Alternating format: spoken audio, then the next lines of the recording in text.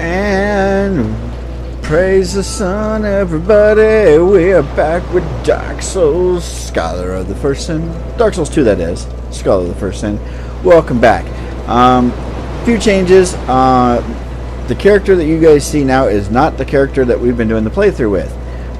This character was the character that I was doing the how to kill bosses. So he was like right behind my other character. My other character, I severely messed up in an area, and I just couldn't. I was like, nope, not gonna do that. So I just took this character and moved him ahead. Plus, I got some feedback from you guys saying that you guys really didn't care if I did the boss, how to kill bosses, just because I'm doing a walkthrough and you guys can see me kill the boss, and you understand that it's just a little bit harder if you don't have anybody to summon to fight certain bosses. So you guys grabbed that concept. So I'm not going to do those anymore. It's just going to be the how-to, or excuse me, the walkthrough of the game.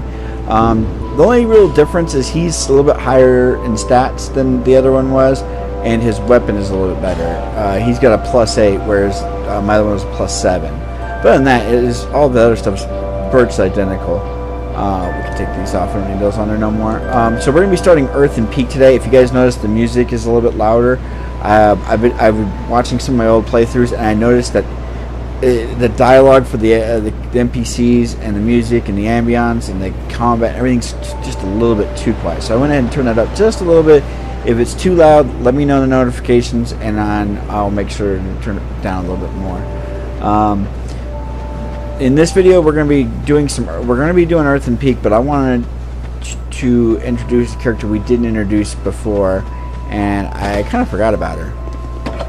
She's in here. There she is. She's clawing at the door. Oh, undead, are we? Yes. And one without much time remaining. What do you mean? Time remaining? Just about ready to fall apart, I'd say. No, I'm alright. Not exactly the time to be chatting with a cat.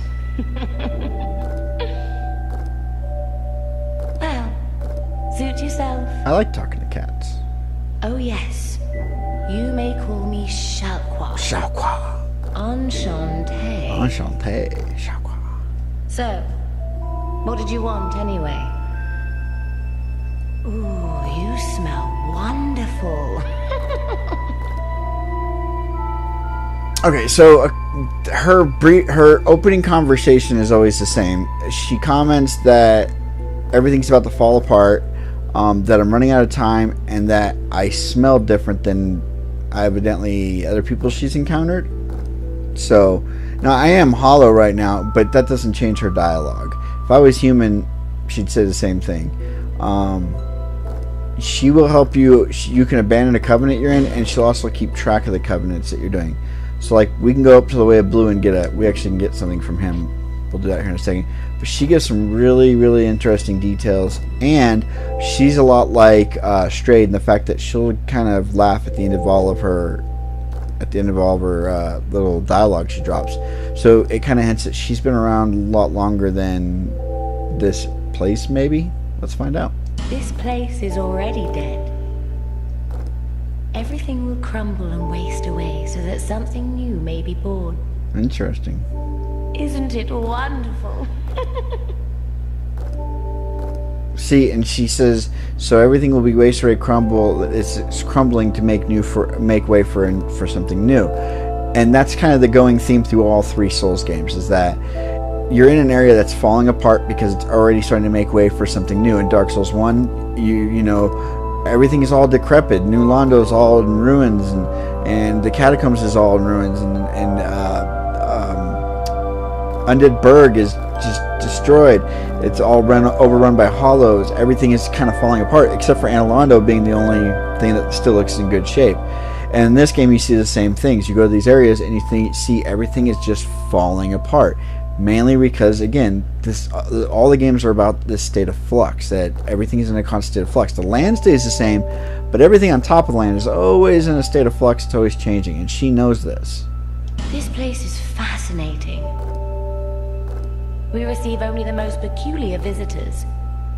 Folk like yourself. It's enough to keep even a cat amused. See, she always laughs. Are you going to see the old ones? What do you mean the old ones? Those 4 who have grown so incredibly ancient. They must have sprouted quite a thick coat of moss by now.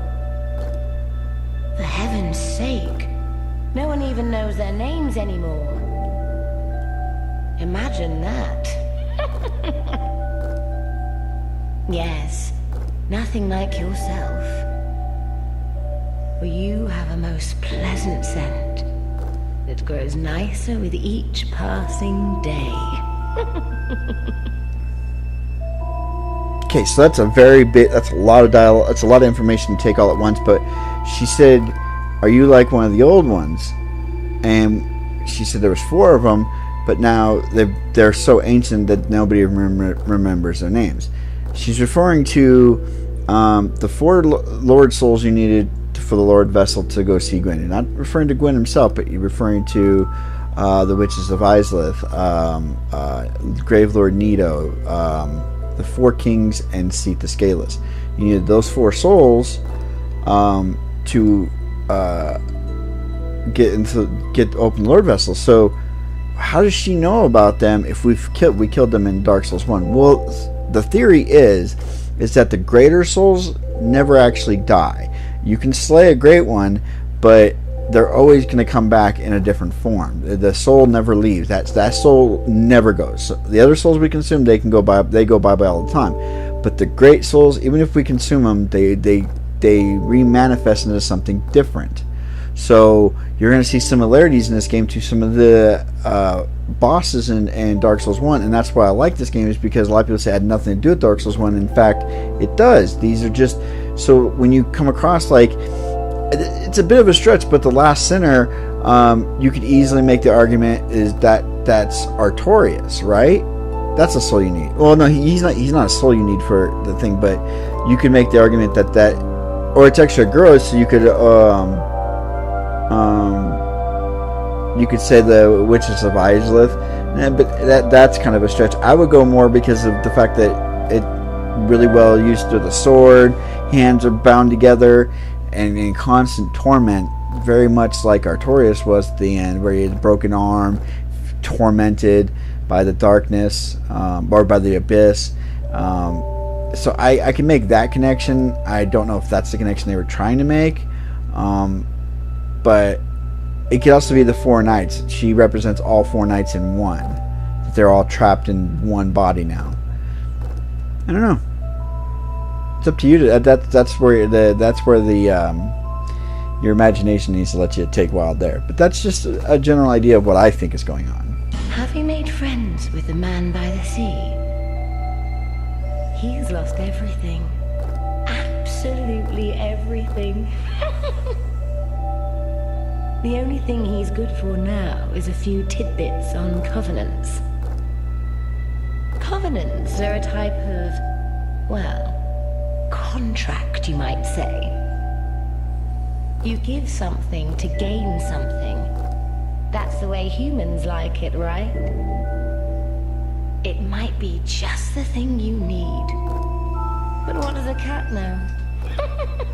She knows a lot more than she's leading on. Okay, so she's just talking about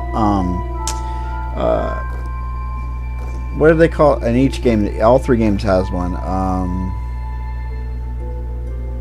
I forget, but the bum dude that's sitting up there, he has the way of the Blue Covenant. Did you see that oddly formed rock behind here? Yes.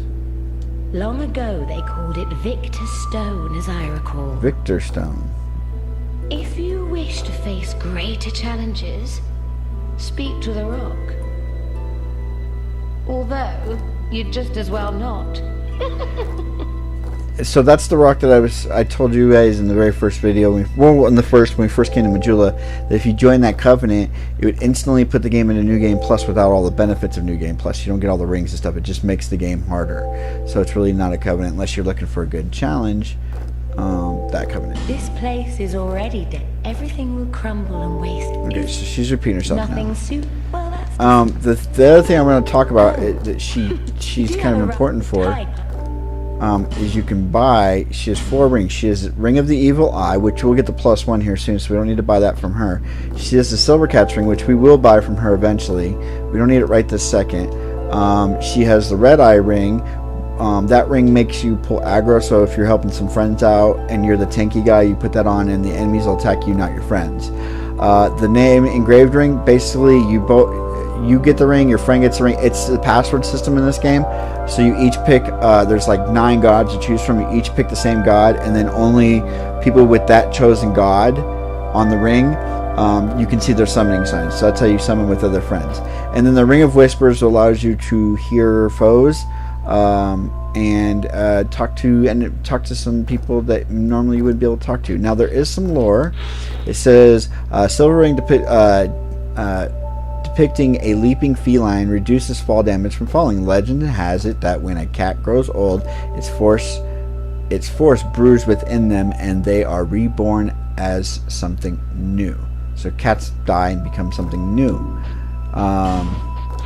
The Red Eye Ring, a cursed ring depicting a demon eye, becomes easier to be detected by enemies. If it is tranquility you seek, then you should never have left your home. If you seek strafe, then fair enough, but no need to overdo it. A special ring that can be engraved with the name of a god becomes easier to connect to worlds of players who choose the same god. There are countless vestiges of I probably said that word wrong, of long lost gods in the ruins of Drain Lake, or perhaps they are the very same gods as ours, only known by different names. My reading out loud just sucks. Ring worn by Roy the Explorer. Hear the inner voices of surrounding foes. Used to locate hidden enemies and perhaps for a few other things as well. And then she also sells 10 Homer Bones, 10 Prism Stones, 10 Learning Skulls, and 10 Lloyd's Talismans. Talismans are used by the Cleric Knights, blocks Estus recovery within a limited area. It is said that the Cleric Knights used these talismans to hunt down the accursed dead. Cleric Knights fight with pride, and by blocking the recovery of the undead, they can also fight with impunity. Nothing suit. So, we just blew through 12 minutes. I might just make this another lore video. This might just be another lore one, because I don't want to go ahead and start Earth and Peak. And, I'll go to Earth and Peak, and I'll show you what I'm going to be doing here for a second, and then in the next video I won't be doing it anymore. Hopefully I can get it taken care of. So this guy, quite a hive of it. I'd forgotten. Once I am grateful. It is. So he gives you a soul vessel for leveling up his rank. Peace. Look at how. Hold on. Crestfallen. There we go. He's the Crestfallen of this game. There's a Crestfallen in every game. They're always the bummed out dudes.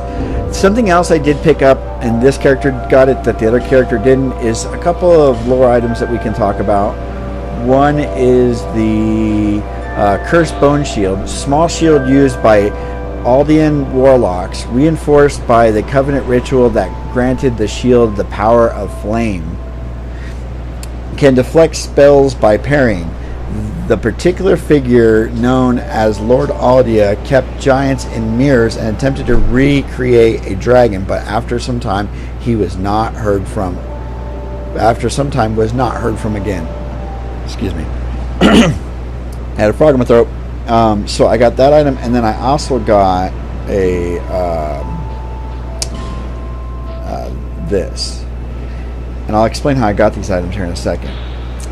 Priestess skirt worn by Drain Lake clerics. The clerics of Drain Lake have retained their normal status throughout the ages, but were always in arm's length of the royal family, as if their existence was little more than a formality.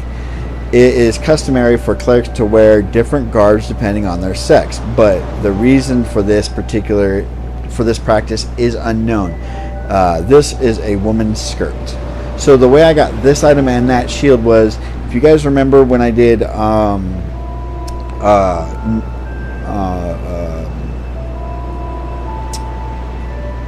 Huntsman's Corpse. There's that area where you go up that little area and the chick will invade you, and she has that weird headset. The first time I killed her with this character, I got the skirt. The second time I got I got the shield to drop. I also have gotten Forlorn to invade me in an extra area that I wasn't expecting. I went back by accident to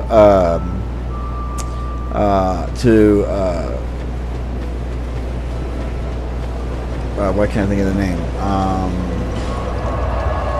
The Lost Bastille. I went to the Lost Bastille and I was at. I went to the servants' quarters and then I went up to.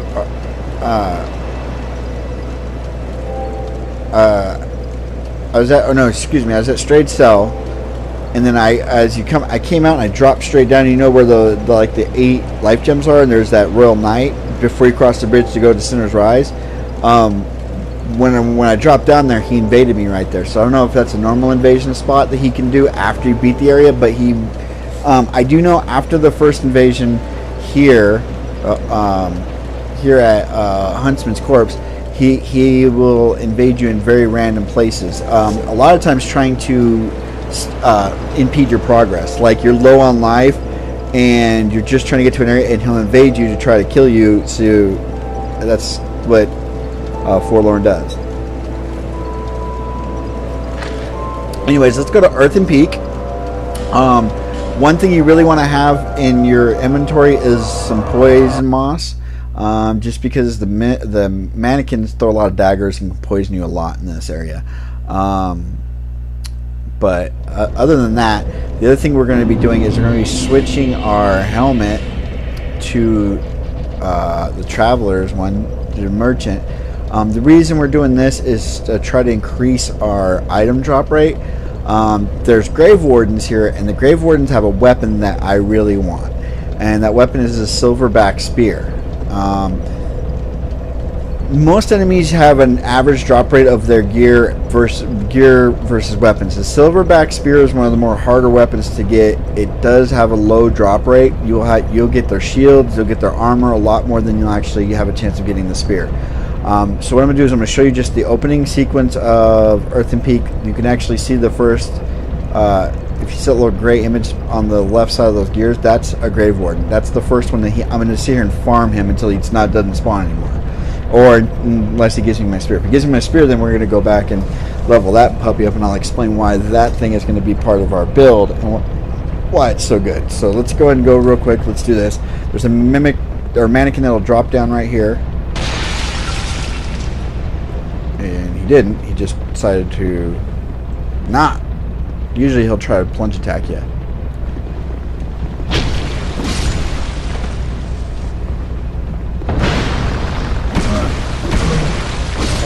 There we go. Old Mundane Stone. And Poison Bone. And these guys, the archers, will also try to poison you too. We can lift that up. That just lifts that up. If you keep it down, it doesn't really matter. We're going to use a Dark Orb, and we're going to not do that. We're going to do... There we go. That's poison. We just want to pick up the item. We don't care about the other stuff. So, two-handed weapon. What you want to do is you want to come out here, run up the gear until... As soon as he starts moving, run back. Because he's pretty quick too, and he'll meet you in here, trust me. And then just 2, 3 hits will kill him, and then you're hoping he drops him. He didn't drop anything this time, so we're going to go to the bonfire and reset it. But that's what I'm going to be doing here for a little bit. So in the next video you'll see that guy won't be here when we get back. Anyways, I can't talk today. I hope you guys enjoyed the video. If you do, make sure to like, comment, subscribe, hit that notification button if it's your first time or here. And also for everybody else who's watching this, can you please share these videos? I keep them short so you guys can share them. That way I'm not asking you to share streams that are 3 or 4 hours long. These videos are much shorter, easier to share. I keep forgetting to post them on my Facebook page and my Twitter page. I'm going to get better at that, so make sure you are following me on Twitter and following me on my Facebook page. So if you for some reason don't have notifications on, but you're following me on those, you'll see when I upload a video, it'll pop up on both of those. But on that note, guys, I hope everybody has a great day, and I will see you guys on the next video. Thanks for coming by. Bye, guys.